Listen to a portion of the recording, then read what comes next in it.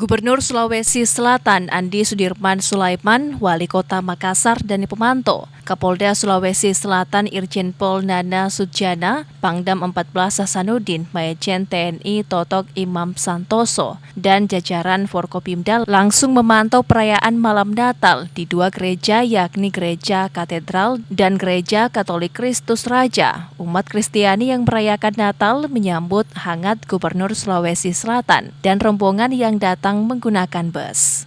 Gubernur dan rombongan menyempatkan masuk ke dalam gereja dan berbincang kepada Uskup Agung Keuskupan Agung Makassar. Pelaksanaan Natal tahun ini dihadiri sekitar 1.600 umat Kristiani yang beribadah.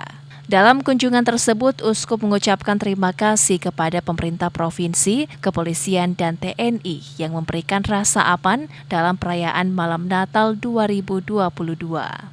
Kedatangan Gubernur Sulawesi Selatan dan rombongan untuk memastikan keamanan selama perayaan Natal. Kami datang ke sini untuk bagaimana memberikan rasa nyaman kepada tentu para jemaah yang akan melaksanakan Natal malam ini.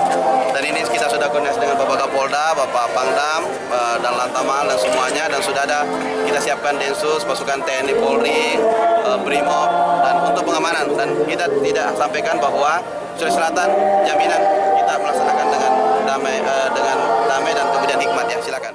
Perayaan malam Natal di Gereja Katedral dijaga ketat personil gabungan TNI Polri, serta disiapkan Densus 88 untuk memastikan keamanan dari tindak terorisme.